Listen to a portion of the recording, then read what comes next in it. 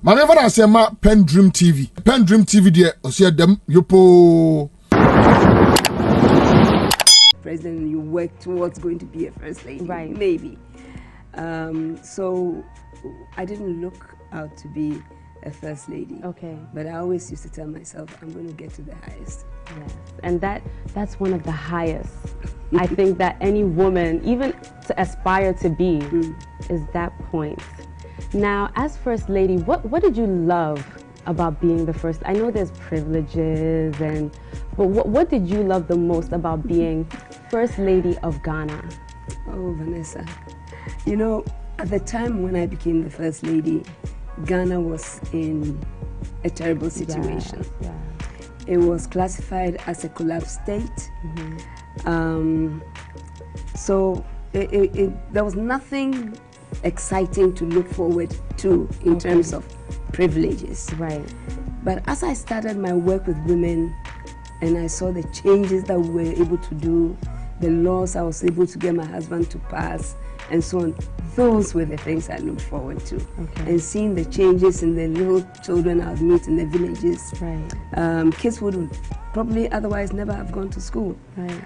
And you see them go through the daycare centers, enter class one time or other they come and tell you, can you help us to actually put the child through secondary school? Wow. It's really a joy to watch that kind of development. Right. So those were the things I looked forward to. Okay. And my ability to be able to fundraise. That also was something that I looked forward to. Right. Yeah. So you looked up as people see you as such a strong woman. When someone comes up to you and they say, I admire you, I want to be like you, what goes through your mind? That's a tough one too. I think that if somebody comes to me and says, I want to be like you, our first thing that I'll tell them is, you must believe in yourself. You must have a passion in you that burns with so much energy that you want to use it and let the passion actually work for you. Right. These are the things that I'll really push to that person, and then try to guide the person if they don't already have an idea of what they want to do. Right. Now, looking back, I asked you about what you loved the most about being First Lady. What did you hate? And you know, how about those hours when you would stand by your husband's side, long hours, 3-4 hours? Was those some of the moments you can say, you look back and you're like, wow. How did I do that? Yes. Yes, I'll say so. But sometimes, depending on what the subject was about or what the program was about, you could enjoy it. Right. Yes, you could enjoy it.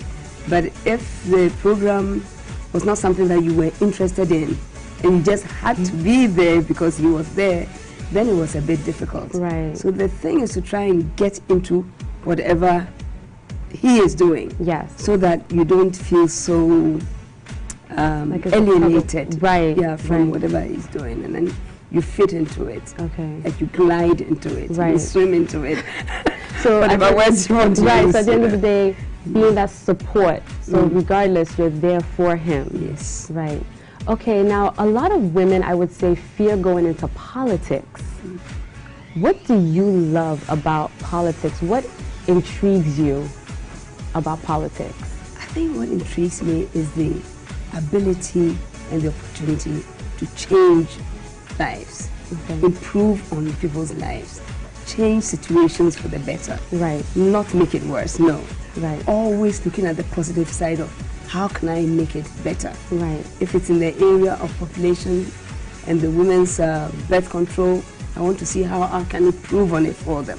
If it's in the area of the woman's own education, how can I improve it for them? Right. Or the children's education, their health, you know, the environment. These are things that I made sure were put into the program of work of the movement that I was running, so that, because it gave me a lot of satisfaction to see those things actually pushed through to improve on the quality of life for the Ghanaian woman. And is that the 31st December Women's Movement? Yes. Yes, so that was. Okay, was. Speaking on that, because a lot of people have said that since you've been out of office, we haven't heard much about it.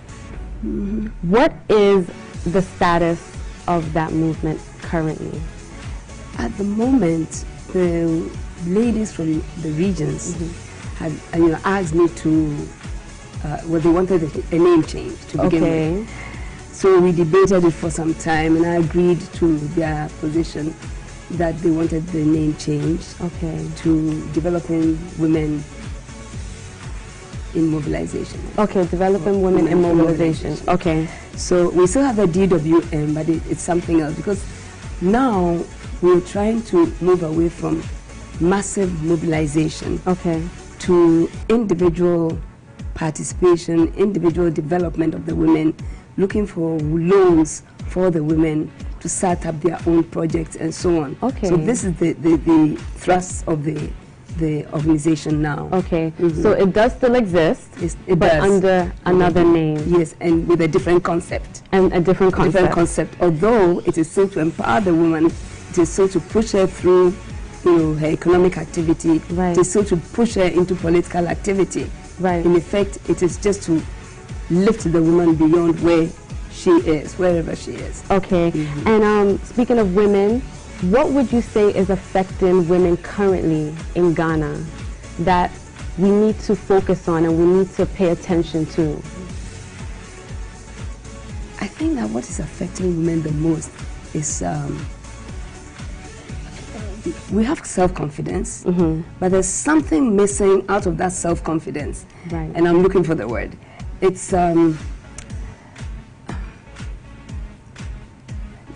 just trying to get them to believe that whatever they're doing it because they believe in it. They have a passion for it.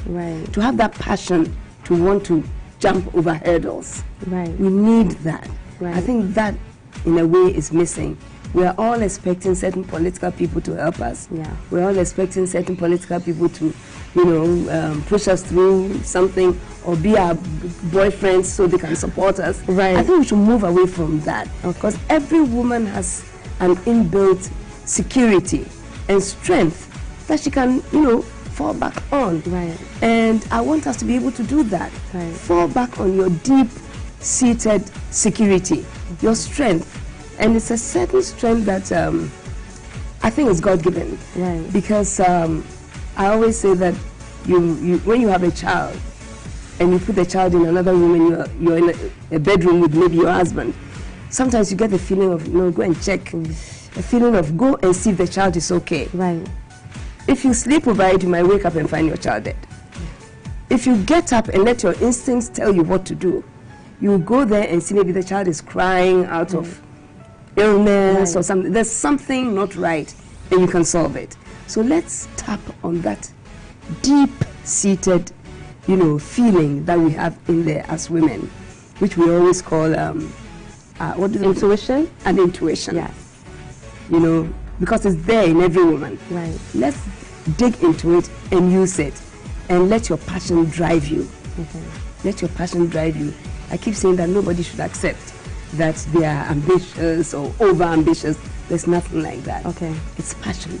Let it drive you. And I think if we let our passion drive us, we'll be able to overcome a lot of things. That's true. And speaking of passion, Zenator, I want to say her name exactly right. Zenator? Zenator.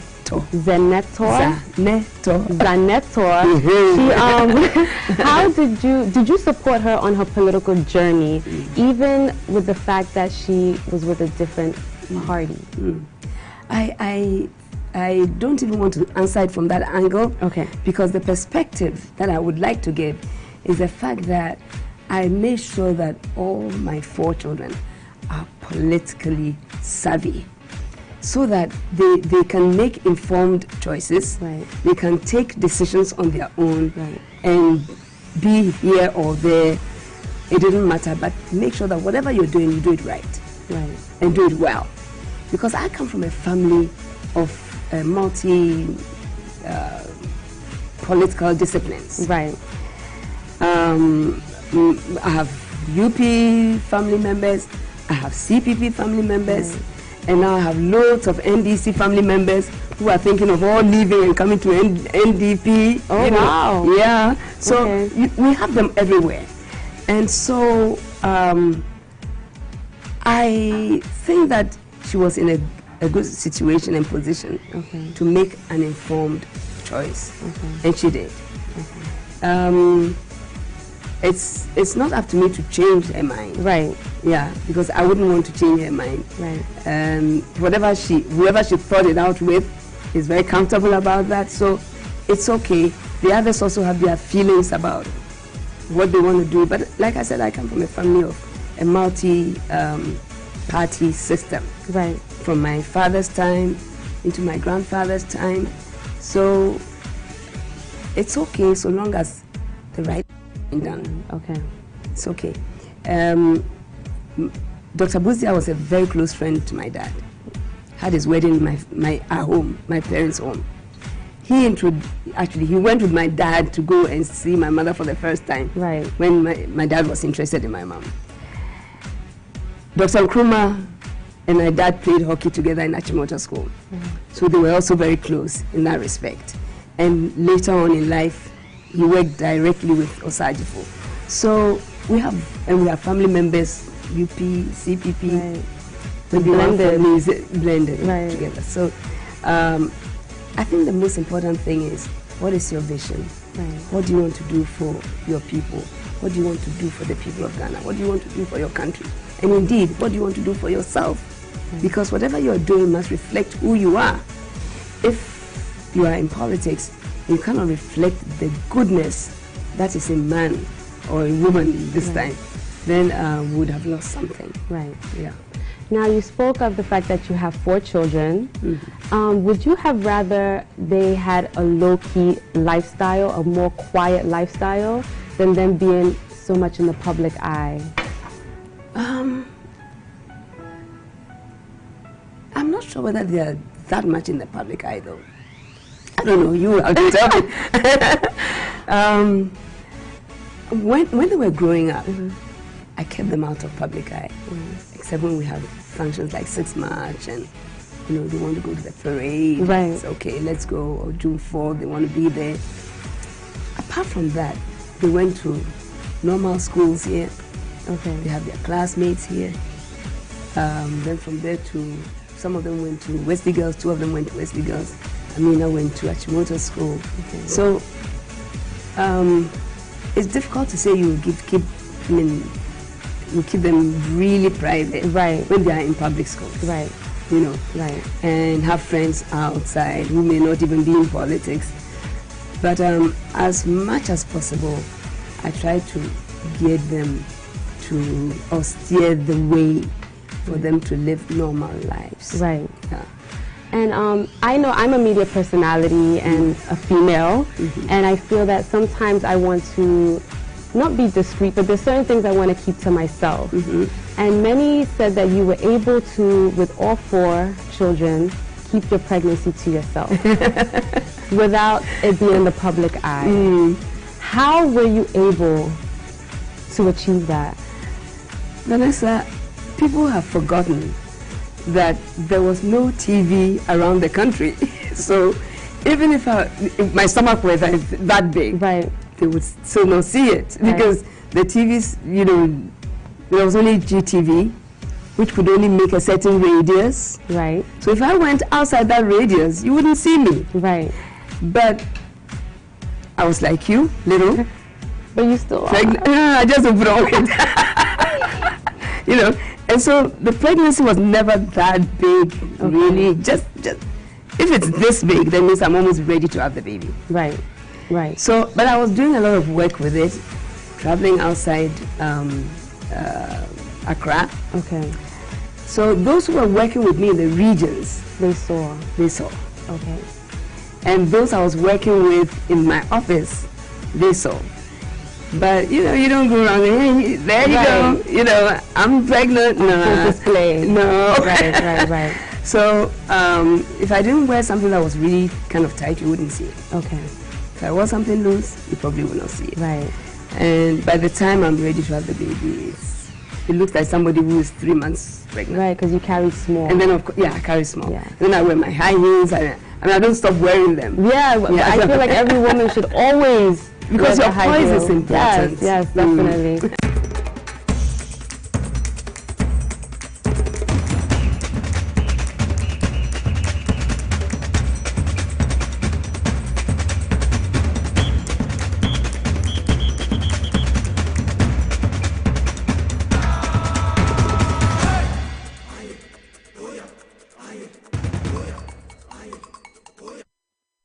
TVSY and also on Power 97.9 FM, the hottest and the biggest conversation in Ghana inside politics in the studio hour 37. Abebe Street, the heart of Accra, also editorial in all the 16 regions across the country, north, south, east, and west. Yeah, they and some bro, your Kota Mali, Kesmi 107.1 FM, Bole, and in Patemu, and Keligi FM, Wa WFM, Source 100.1 FM, Waboku in the upper east region, Sansuna, FM was Sebila and Pusigaya Wing Pan Sampa one day FM.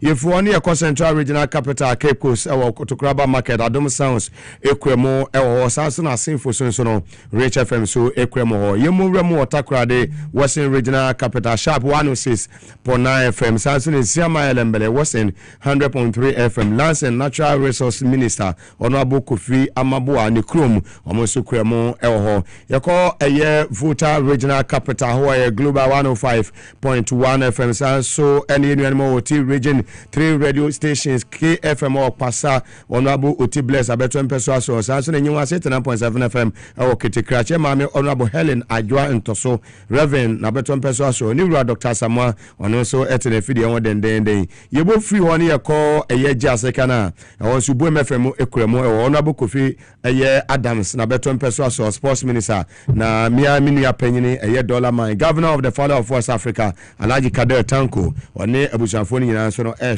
in life, Jessica for no Alaji, a year Funi in a church Alaji in Camino, also a year Gan West, Yenia, ya papa, Mediana war, Yacha say Imam Kasiepa, Salamu alaikum, say ne, Munina, Obia, a year. If you only a call land in a GFM radio, ne Fire Life Radio, Samson America, Memo, 68 FM, Equemo, Ewo, Virginia. If you only call a year different regions, a year bono, you call a year tiny 90.9 FM, I saw in Soko or more fine lives, and so and Smile FM, Ewo Unkra Unquanta, half original capital, you go so Nananum 92.5 FM station with ambition, Umukramo, Eho, and a year union was anchored in any Patamonsono, almost Ekramo, then there, and ye asem Ketua, Ewo, Asuyo, na, and they in some way de Ebano. I was some, ya, Ababetuja, and aviators, mammy. Nana Konadu Ajiman Rollins. Oman Penny Dada when baby called Jerry John Rollins. Niyere Nana Konadu Ajiman Rollins, former First Lady, Watwana Nanamo one Seado Ewo Rich Hospital in Accra. Namani when you fear Edioson in 76 years. Ye call a year Ebusian fee, not just Oman Penny Dada, a year Jerry John Rollins. Ni fear ya won't reach. Naya Kwakorenia Airco Soho, ACC, the Moe breaking news. Ya de Ebrewa just a year ba a year Dr. Zanato Rollins or MP de Matimamofua, or more colloquially Abeton Pessoa, so Niniano, and then they are some Cassiapa and Atua or my Ghana, not just or mining Nano. You tried your Kese, and say, Mammy, Waba Abba de Sumo, ye papa, ya, and ye as in Kotua Kofi Abrantia Edu, a year rich, or my penny that Jerry John Rollins in the fee. Yakover Funia, Echo Swan in Sema, among for the donor Eka, or Kovi to make I am Wakwaba, Ediba TVS was at the Power FM, so inside politics, you may do so, and area. Fantastic. I know I'm on this. My son say, Nipan pay me 80. Yanyan tier and every year, bed on Reba Kuminu, Equia, so man penny dada when you baby crow, Jerry John Rollins, and who can in Anakuna do Ajman Rollins, what one anonymous ever and said, well, he know we just see and a Diana Echo so whatever, but Tranfunin mine. In terms of the Mugabe, idea Yabe our reach a hospital with you, a few are business here. If I don't know any say, can run as a Naho, and I can maintain out there in minute, and Fosian to Ghana for Yantas and Pano. And then at the end, after Ghana for Nina, you charge our donor. Yabe Pina, I say, no press, the president, so you're the for Mana, for the form. We say I'm past a Sana. I'm trying to our rich hospital Hano. A idea a ma another say Bishia for and the Casai. My idea will make you follow. Let's say do my center almost to acknowledge. I am the person not asking former information via former way taking the Bible and Shabbat that say I'm past me are gonna for a personal Sana here. Now you know the idea of the PM1 and so the baby it's about the PM1. ye no mo ina edi nkoma mo so ma che enye arewo a mpempe amene kati abeto man Ghana ye ni na ye chi ado ebi ni che mo say ya de o mo pese media di say am pase sta ene te say eje kane Ghana man penis excellence John Rolling ena ne hoka for adima running sa ye ni no waka nche de ne say eya ampa na say nyampa no ya de ejeje eche mi say enya de on pese media ya de e ti pie mu an e dadra enso ene sama to eche mi say e kan pimpi ya ye ni pa say nana Konadu adima running what champion women empowerment so be share no nema e to akomi no bo e ma wo mo Ghana no mo so e ba ni kedima ni se bi na se o menya akonya no mo bi o djuma no mo tumi di no e na se fi anto ata na waka ntime di se me ayese no me se yampa na ya de e ya ni awe wi pa na ba de ja e Ghana for enkanka ene e ma na ye be pie mu an e mi se di say esia ya de a e me se da fo de rate ma ba de pie mu aba ye de pie mu ano e ya de a ye na ntia ye tie se e ya de a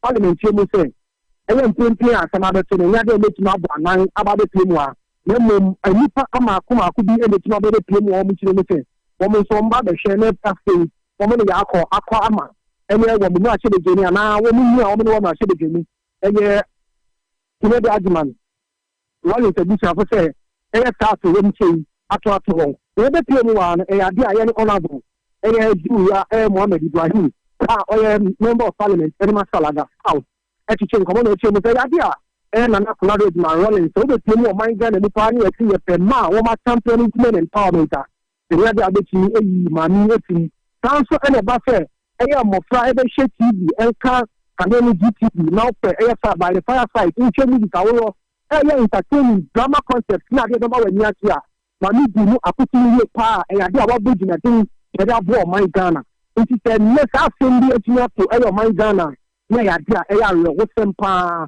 nti tin to amini no ka se ya de abepi mu a police for the day ene gina o mo shaba on by media station awo de day etuma ba be pie mu ayi na ye chense ene bishafo e be tumi pie no mo ya ba be kasa no mo tumi ato mo ni tu e de ache Ghana for time pase enya Ghana for action no sa se e ye kane e ye first lady nana Konadu adman rolling wa kan chedi kase mu wo eye rich aban ayaresa bia na se mu wo omampanyin dada Rollins eye ni fi ho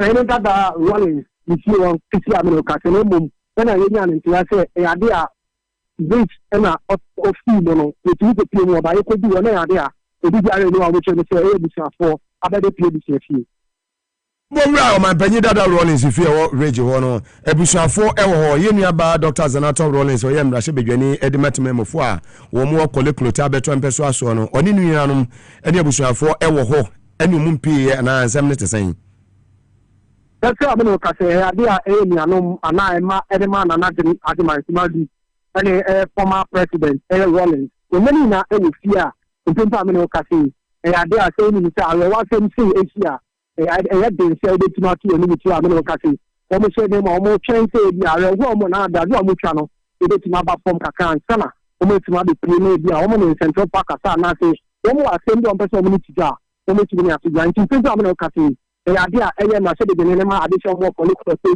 Zanato Rollins idea oni ni abe ma ni ni anu ni na no wo mo di se tia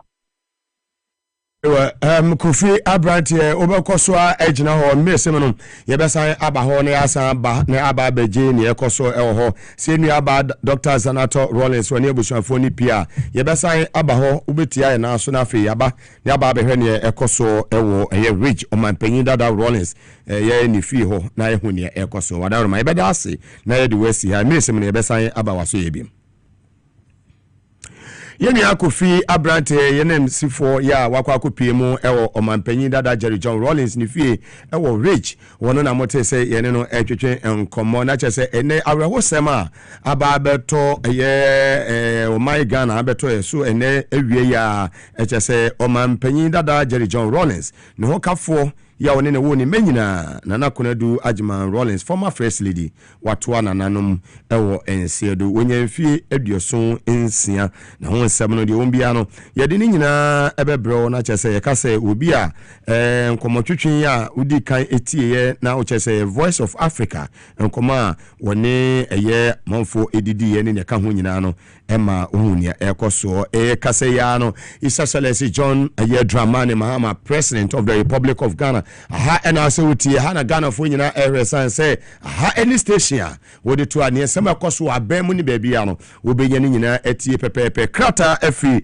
omampanyi asoye ede yaba ya chese opanyi ane sasha krata na say ye Felix Kwachi ofusu we MP wasan ye kasama for the omampanyi we Minister Government Communications person of Mrs. Nana Konadu Agyeman Rawlings on Thursday October 23, 2025 government announces with a deep regret and profound sorrow the ultimately passing of former First Lady and founder of the 31st December Women's Movement, Her Excellency Mrs. Konadu Agyeman Rawlings. Mrs. Rawlings passed this morning after a short illness. Government extends its deepest condolences to her immediate family. Signed, Felix Kwachi Ofusu MP, spokesperson to the President, Minister, Government Communication. That's just summer. If we a year or Mampenny, a year John Dramani Mahama, Nasu presidency or a day Eba Sisia and on not just say a nay, a year I will host some papa,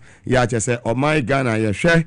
Ye ma me soma waba besom efri eye soja bemu ebase bc a year 4th Republic from a year 7 January 1993 under the 4th Republic no ye ka a year under this democratic a year dispensational will play role bibri ene diama o my Ghana ni wiase afana nyina nkanka ene abibimem a year Africa wabon homodi ye papa ene se ka ati asefo na se wonka ho a ye beka se nyakopon emfa ne kra ensi nyame na ma ene ono aso ene woje setimamfo beka no ma no so a o mampanyin dada Rawlings aka aye ne fo kakra bi mi ebeto aba in the year 2020 ene ono so woto a nananom ewo aye ensiedo na chese ya na nye aye asemketo akura ntino enei se ye ka asefo na chese onka ho bia na chese sa pepepe ena eno so etie na wohwa awehuyi pa ya chese enye asema dekura yenu aba Zanato Rawlings on the fia yene na ne kan se nyakopon enchechire ebusuafo ni nyina eye re na DBC bia so no ye be mama hu ne ekoso live on TV SYZ and also on Power 97.9 FM. This is your number one political talk show in Ghana, Inside Politics. Ye di free eye city hall 37 abebe street, the heart of Accra. So any penny for bebre ebe twetwe nkomo ewo breaking news aba ene ewie ni edi nyina so edi ama etimamofo ye free eye ridge aso ye free o mampanyi dada Jerry John Rawlings ya ne hokafo watu anananom ewo ensedo na chese ene wo hwe ensema ekoso na chese Jubilee House nyina no nya de ese eye enije ewo ho na chese ne ebobo eba ene no nya de ese efe kura chese arehosem kese pa ena esi mfonyi a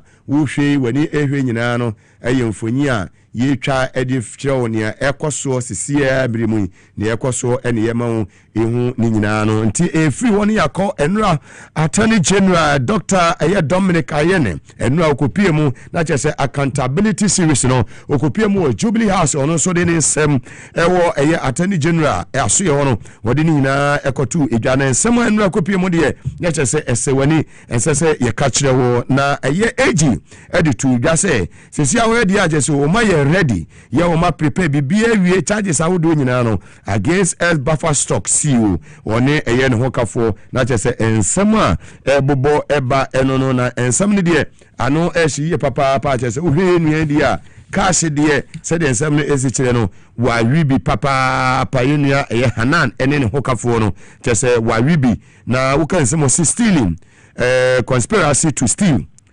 willfully causing financial loss to the state using public office for profit obtaining public property by false statement and money laundering. Na just charges makun 1 2 3 4 5 6 and a day ni mu a yedi ni nyina enso ede atu edwa. No say charges to be preferred against Hannah and wife. Both individuals will be formally charged on Friday, October 24th, 2025. Na just yankopon eya adoma wo china na just news wa eboboba no wo china na che wo de sa akwa adu nyina no wo de ebebo wo mo na just de bia no meka say your man appointment ya you are there to serve the good people of this country. Your man appointment say grabo me two way.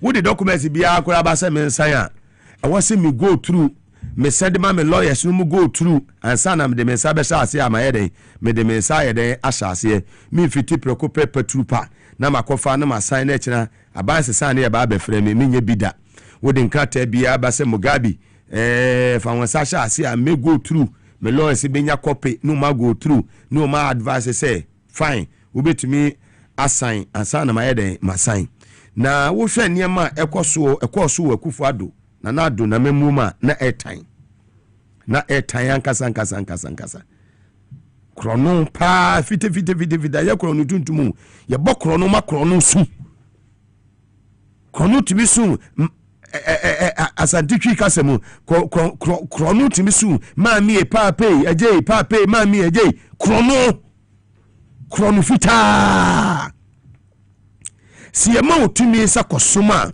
wo se wosum and debi ameka say ewiase ohun ye ba ye be prebibia ye ba ne ava hwianko na Konadu obekọ with nothing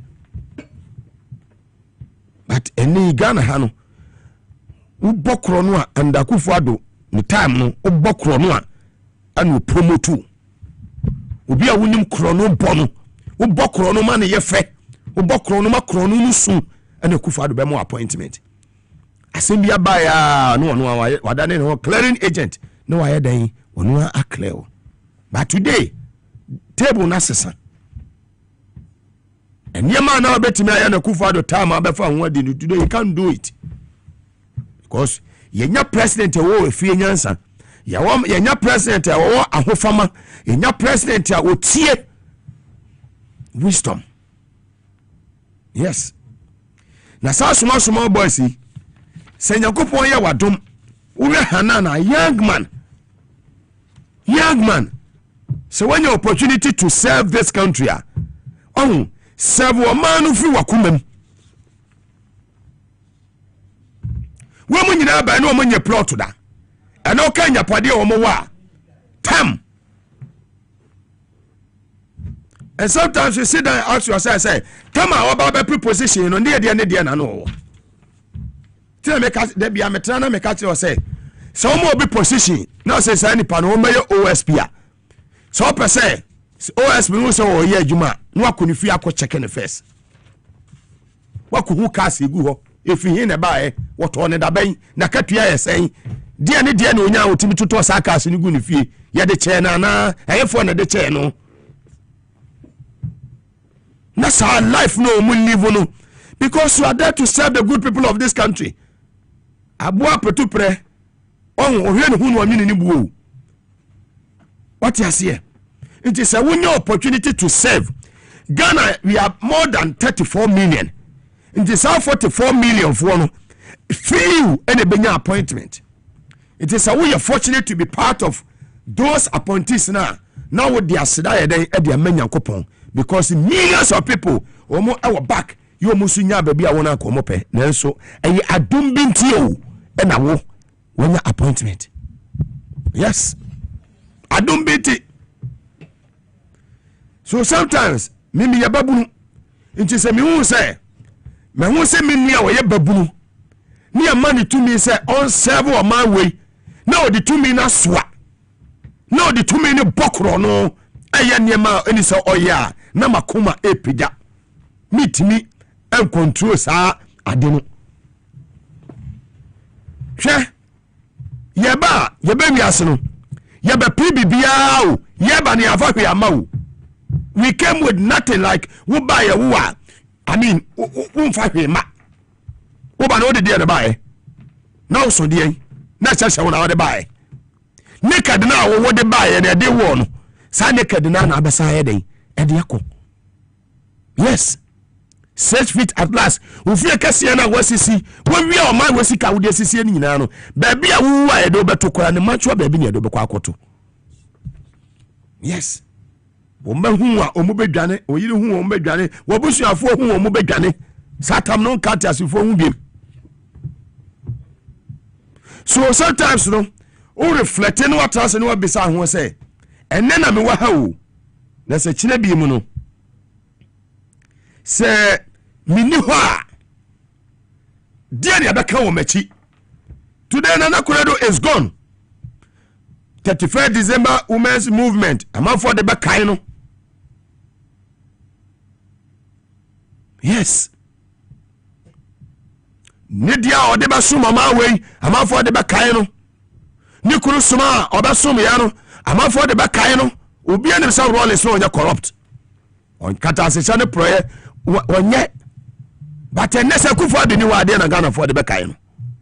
Sit down and ask yourself today, reflect it. And I reckon if I tell you, ye buy a pre-bibia nyafu create loot and say ya fum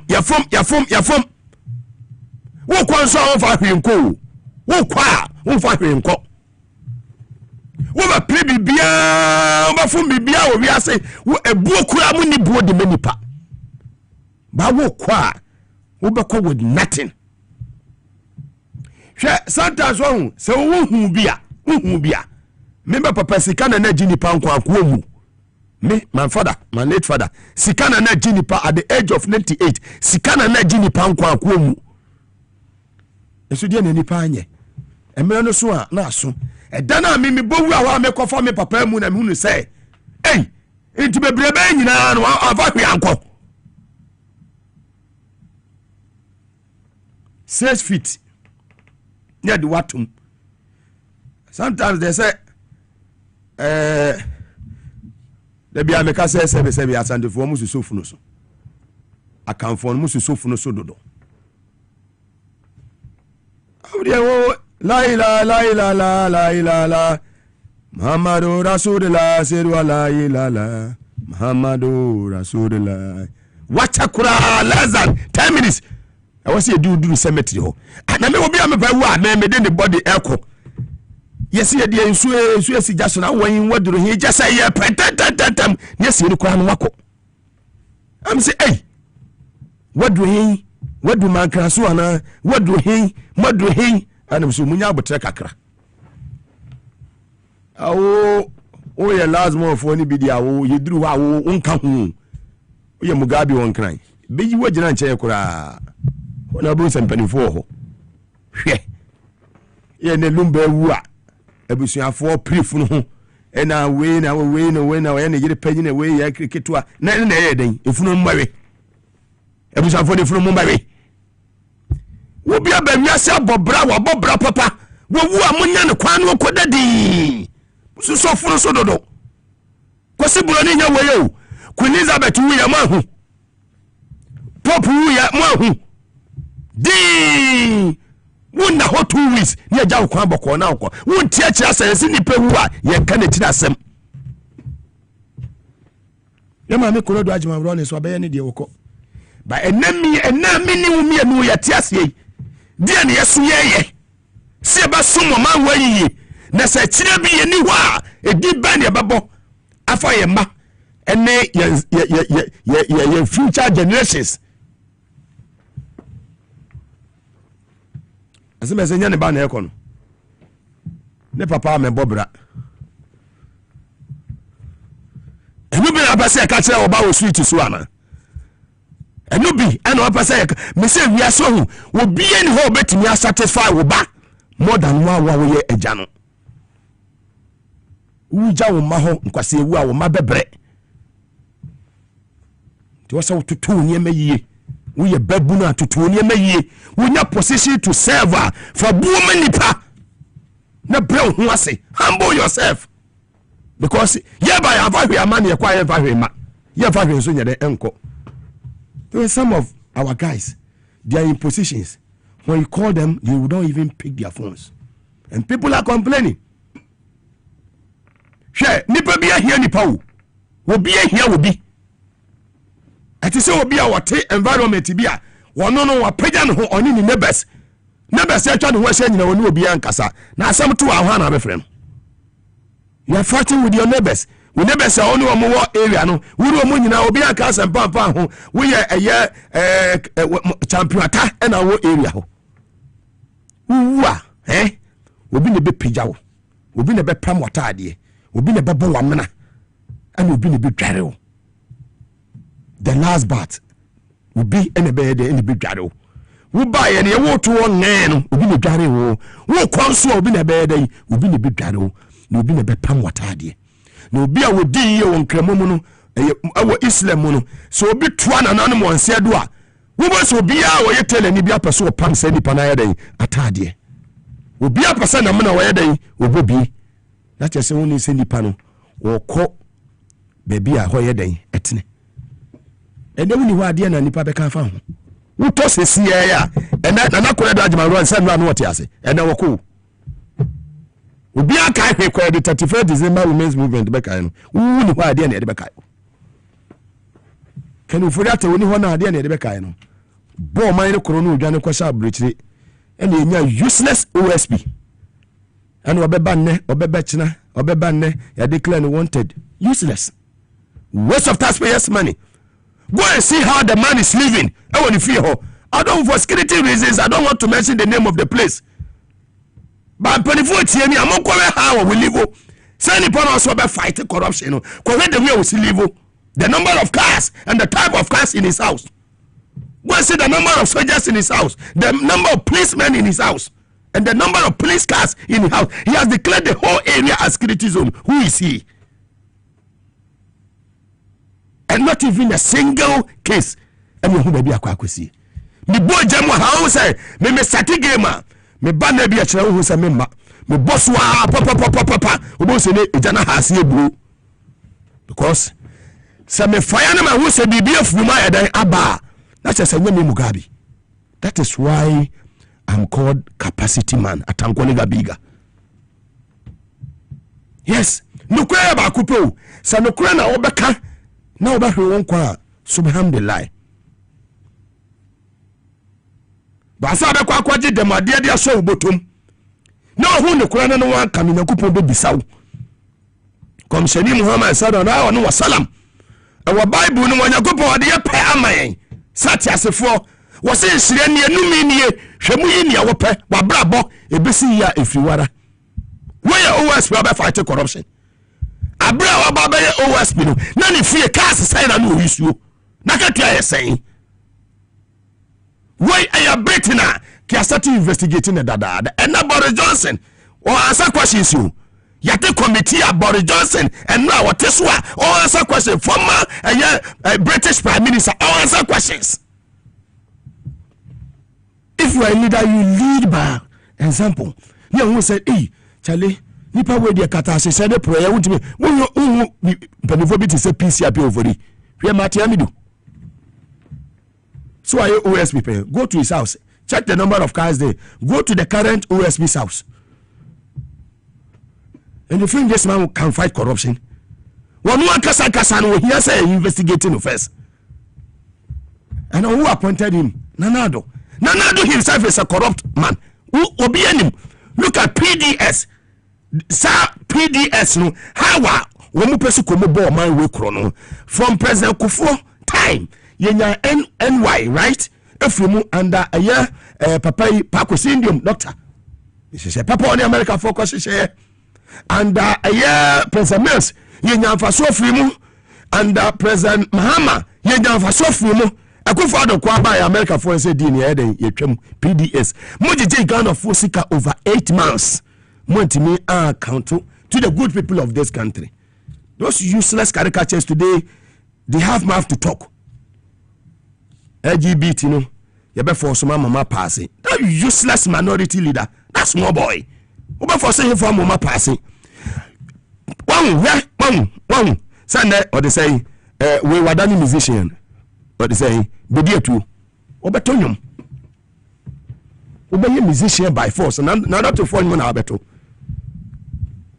mo say we are saying ko baby a kwada nketo tumu na makofa tumu aba yesi ade we eye haram enye ni atwe ya money speaker say man na akran kroso eye Jubilee House tumu na ye mode oza mode akwete na fi ene mo nante amobre mo to nyom kra jesu obi ni kura eyinum mic ni mawo ansa na watimi atonyom wote ho a wo ye babuna ni wo sua wa reflect say maybe a time 2 years ago ni afi obi asante bedi etu wakasa ogana ha ni obi ankasa bi okotiema speaker ko eni anu no wakasa ba ene wo wen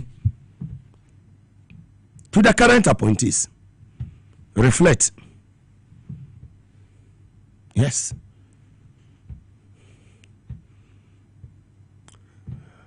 The way to be to support His Excellency John Dramani Mahama to succeed. That is all. Never Ghana for any Never Ghana for whom say the difference between NDC and MPP say NDC ba would input to every power brabum. Yes.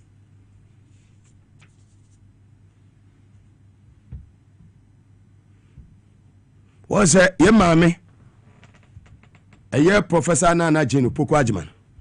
See a say wakupi mu ewo America memo. No engage the Ghanaian community. I know mudidi nkomo any government policies. Yeah, beboa ama enyuma ene ne keka ho ayeden aba. Yentie kakra.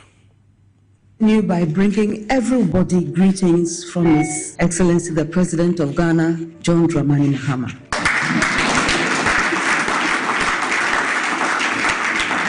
And this is because he thinks not only of us in the country, but regardless where Ghanaians are, he thinks of all of us too. And some of us find that very, very important to recognize that Ghanaians live everywhere. I heard in one of the presentations that Ghanaian students are found everywhere. And that is a source of pride, at least for me, who has spent so much of my life on the campuses. So one may ask, so what are we about? Ghana is about ensuring that there is inclusive development. That is, that our focus is on bringing everybody towards the center. We know those who are in the center, we know those who are not there. So the focus is on those who are not there. Therefore, using power means empowering those who don't have the power through whatever means.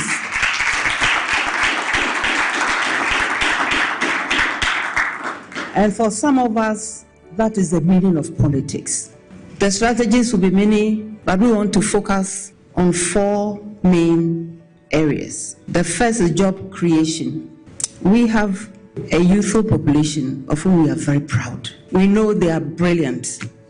All they need is a little bit of helping hand. And how are we doing this? We are doing this on many levels, but mainly through agricultural transformation. We are also interested in agribusiness. It's a very long chain, and I have a presentation on Thursday and I'll give other details. The third pillar is to support the small and medium scale businesses. Every so often we hear, oh, we need plantations. I'm not against plantations. But if that person has a small piece of land, that person deserves support. If all that land can do is to feed her children, she's doing well and she needs support. Maybe at some point, when we roll out our Women's Development Bank, you'll see where we are coming from. Then what's the fourth pillar? Is to use our resources very wisely. Know where our priorities are and play to them. So you can see how these pillars intersect, and Ghana is ready for all of us. Yes, we have our challenges as a country, but we can confront the challenges, and together we can remove the challenges. Very well, Bedaya Mame, a Prof. Nana Jane Poko Ajman as a Vice President of the Republic of Ghana, live on TVS, YZ, and also on Power 97.9 FM. And Alberta Lawyer Anderson, or Mrenim for Ewo Aya Bruchimam, United Kingdom, or Nidia, Ghana, and land in India, or Koba to say near Eho. So, and Alberta Lawyer Uwe Brown, and also a senior lecturer at Accra Technical University on Penifumi, and Mone Minimum Bedi and Como, and everything. But I think. Yanko a year properties acquired with the proceed of crime by former CEO of National Food and Buffer Stock Company. Production team no mobile me mwakakra ewo ha na ensema wodo amede ebe abetudwa money laundering transfers by former CEO of National Food and Buffer Stocks Company. Eno one first one here ne charges ya yede manu medican abobo charges no so yede ede amamonti monye enu mfi wona afi yentu ibase na yeko money laundering ho ensem no Sortina Enterprise to Hanan Abdul Wahab when a 16,179,137.25 Ghana cedis. 16,179,137.25. And no sika we fat money laundry home sem no. Sortina Enterprise to Alkani Enterprise 23,913,964.90. And also Elho. And yakwa Sortina Enterprise to Fahuza Ventures. And also 500,000 a year Ghana cedis. Sortina Enterprise to Chain Homes Ghana Limited. To you. Sortina Enterprise to Chain Homes Ghana Limited. And we have 550,000. Total, 40,493,102.15 Ghana cedis. So, where are your money laundry? And who is someone who know? Fantastic. Hey, Baomi Abofrey. And then another Abofrey. Afe, where Attorney General Sama or de Ababe to you? Now, properties acquired with the proceeds of crime by former CEO of National Food and Buffer Stock Company. 5-bedroom house at Chain Homes. And they are $1,625,000 US. 5-bedroom house at Chain Homes. $1,625,000 US. 3-bedroom house at Cantonment, $600,000 US. Plot of land at Airport Development, $750,000 US. 17-bedroom boutique hotel at Gumani in Tamale. Yes, I said this in Gumani, Tamale. Gumani, yako Tamale no. Tama NDC Belanchi. Womo campaign ehone yekoye I mean yeko be 3 days ansana mo launch campaign nti me bofiri ho me boso ni firi wa eba me bocha skele ni sa ebo mo film ho and sa hotel way me kan ho asem cause you do Tamale no ya me cross and baby ada no so ye gumani and baby FM station no Kazmi FM no gumani ne ho iti edu ebo be 8 no anam ka kire Kevin ne team ne say Emmanuel Natemo say me pe angels ne say ye nanti kurum ana afi ye nam kurum ye hu hotel we yo ana angels ne point is hotel we e Buffer Stock papa no na isi sa hotel 17-bedroom boutique hotel at Gumani in Tamale, $250,000 US. 4-bedroom bungalow situated at Jawulu, Accra, $4,142,451 Ghana cedis. Purchase a year 0.3 a year 2 acre government land. $307,200 Ghana cedis. one person buffer stock Addo&K.Ofori ata be bambo hune de we ye buffer stock nye position you can say bia o nti we ye ba o enya sebe panyin kwase bi na neta na chi a ko betime di o man tie de meka ni ye enya sebe panyin kwase bi ya woni fie nyansa na neta we chi a katumi be no. Can you do this under John Mohammed's administration? Can you do this under this administration? Can you do any appointee? Can you do this? Say. The old Kasana or Mudia Chinu, only for answer. Ye can declaration of asset. So will be or some Emma or my way, so a government appointee. I was so declaring asset. What about no what the Anybody make OSP the OSP the Mudia Juma Kufado de Juma Emma or declaring asset. None of fear saying, none of cars saying, and then a saying. So you see, Salidani a Kronfua, Nasufoni Nasubay a Kronfo. And someone will say, me support to John Mahama, me support to end this year. It is because Papa na minina friend John Mahama, and the people around him, on Monya for Junior Zebra. On for Dr. Kalisus, the people around the president, woman Chronobo.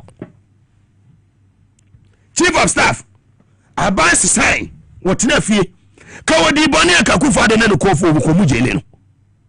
John Mahama, 8 years you, Akufado, yes, said Airbus, Ecosise. Muhuson. Senaka Kufado and then the Kofo can offer ne Gabi Muni Bedia to woman any means. So Mudibe Jelly John Mahama, come a president beam, Komube Jelino. But he says, and I say John Dramanima, Papa me body deal send me Pejani Mummy boss. You may shower him be antiasia. Because who or dog ever come up at the mouth my way. It's me one mabuna. Yamu position so mon servo. No my own madress a chrono, and no mobaba. Ayana ni swata tame. Me damn to me not. Because when see what America, when see what France, and when see what Britain. If I baby, what the quay? What the quay? And then your mom and your man about benefit to a Munkuano Mabusia fool. Yes. Hotel baby, no guess better. Omonya, and then what ya a way. I know where a way. We was a way. We are to a Japanese hotel. We are to a hotel. We are to a beer. Show Mrs. Musa. Some folk one woman do manum. 8 years Romania. Nothing to show. What are the achievement? And not in Albania Quabrania. No, I certain regional minister. Obanya Quabrania, no, I MP. Why MP? That's a certain MP. Or the man who actually penis. Nebo Ebonifumu. Yes. Akikata there say na pimpini si bo na fubom. I say we are champion attack. My friend is saying asenso. See TV si wo Kumasi. Yes my Akufo-Addo achievement me ensape in Asante region. O to ayampia to papa so. Regional minister my 3. O si yimhia ne fia no pa. O kwa petesi no di besi wa ma. Bo na be o. Si danko si. Wo mi nyina ba so mo be so mo ma we.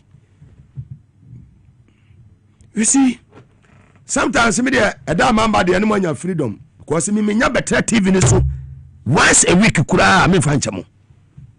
The be and so me bomu jasa. Me bomu jasa. Afenyo mark no wan omu be dila no so na nsen ya. Afenyo mark na so be yehye. Dede na o ye bebrebe ni nyina wo be sate wo be ye busy wo be nante akọ abasa. Who say power we are? Well, Dear Reho.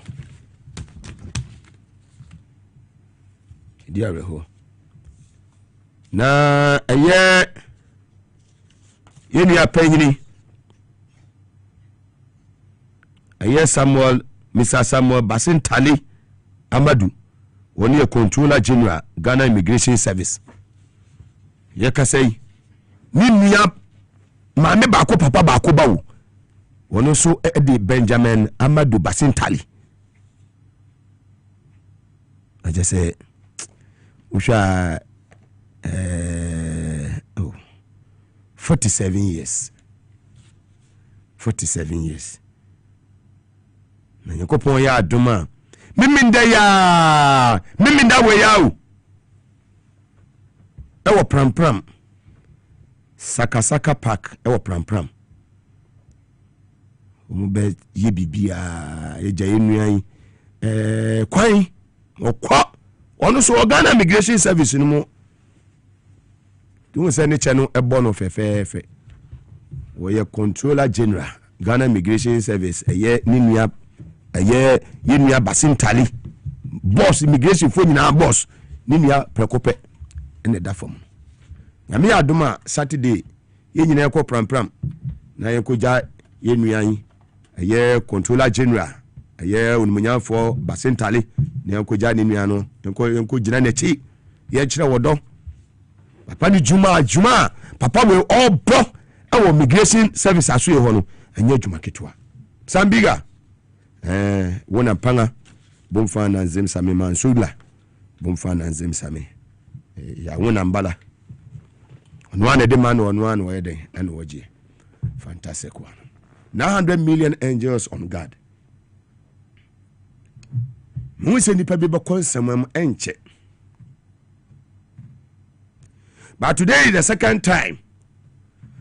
Some catch a gun of force say muko to join him na more bomb pire. And then second time I say can Thursday 23rd October 2025.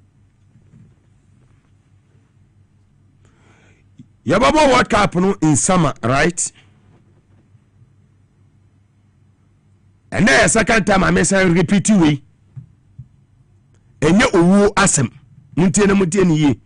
Je me de mani hu. De anje se be ka kire me no. Eno na me de na di kire no. Obefa afa onfa togu. Me ka se abrante no me hu me no. Ba Ghana for enkan won paibom. Sema me kan mu twanto ho. Ghana for enkan no mpaibom. Abrante ni din de Thomas Party. Se Ghana for anfam paibo anta echie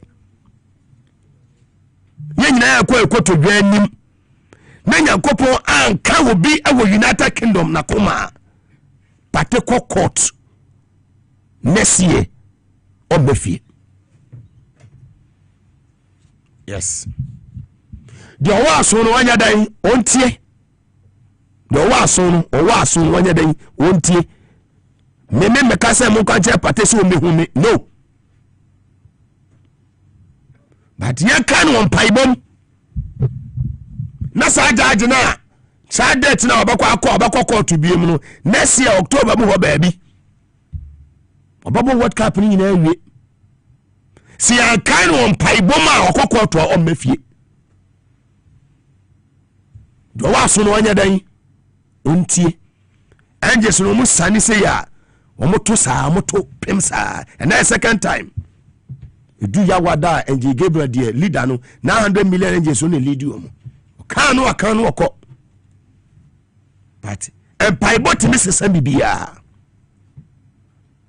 to me ura odimafo nyame no sa wokọ to dwanim na wo bompaya wotimi change bibia de umfri se enye yie de ya chechere no oni ne betimi asane sanse nyakopon odi hene wadi nyina mu na se nyame animu a enye dai enyi. Yes,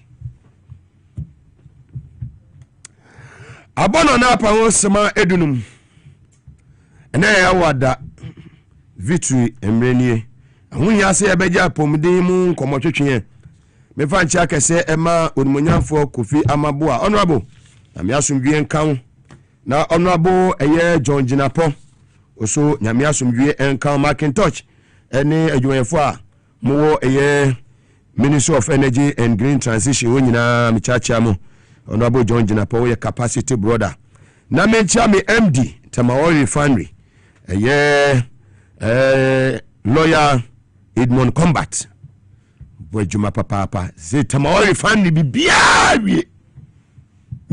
o tama oil refinery akufo do di doko meto so ebeka few days ama makono on the 5th December na komo twa omo sign aton tama oil refinery $21 million abrati no oni ni team $21 million no oma ba benya mfaso in few months you $21 million no oma nya abro dia protect ya say no ene na jamaha mama no mo yedan omo fa no mo ye ni yi ofisi ye di agro to capacity board chairman Billy Joe campus mo ene Mr Thomas Mr Numu Mensa mo ene Osabari mamo what I say ebet mo ko capacity board any adwuma o maye otemao refinery in the coming days emredi en enche ejanu ya beso say grind so siso mo say yes ya refinery bibia wo Ghana yes ya reset ya na ya reset April next year Daman go face government take full control of Daman go face next year April obviously ya di agro Ghana ya reset tie trust ni e kasa ye nim die ka na me mara be trust di ha no ni makọ Jubilee House ma give me information sector minister bia wasa me kon ho mitimi fifie 4 am e bobo 6 am na me minister bi office yes Monday ye twem ya 4 am na me fie 6 am na me highways minister onabo Kwame Abuja office 6 am your meeting. You was information be me here be near the mama. Journalism no see be circumspect in your reportage. Remember can say yes. It is alleged, massa. Me can play in the play for. Me TCS OSP we see fee be no fee ni hu. What the few months we see fee no Mugabe ko do ana say just me the many hu. Say my baby can was. Hey, na me do one me am shame. I'm say papa no hwe ni. Oja ka twa san. Ka be na ba de ma no. Wo ba no no ka sesen. We why ready so be fight corruption. And a corruption they fighting no. Na majani say ya. Nti ye de ye hwehwe mu ansa na betena haka. Se me ko hu ya me metena hanka. Me kan so omutumi nya no. Because dia meka bia no me sese me kumede me videos ni bibia kura me. But me see me show TV wo so a Ghana fo bubofu. Nti me show. For security reasons I won't show it. Me show a Ghana fo bubofu. Yes. She the way I will chief for staff here we don't leave.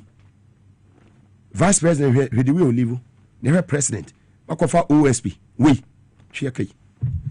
Doc Mwakwaba from Victoria. No, the whole Ghana. The capacity man with the 99 angels. 900 million. 900 million angels. Yeah, Ghana. Above for no dos. Migration might be the Ubi or sending India no more dos media. As an angel no more to member. I didn't come out. I'm not PENDREAM TV. Now, so far, so good. Say open online portal e wo Ghana. Nipa share, nipa follow, nipa comment here. To my best of knowledge, without any biases, I PENDREAM TV.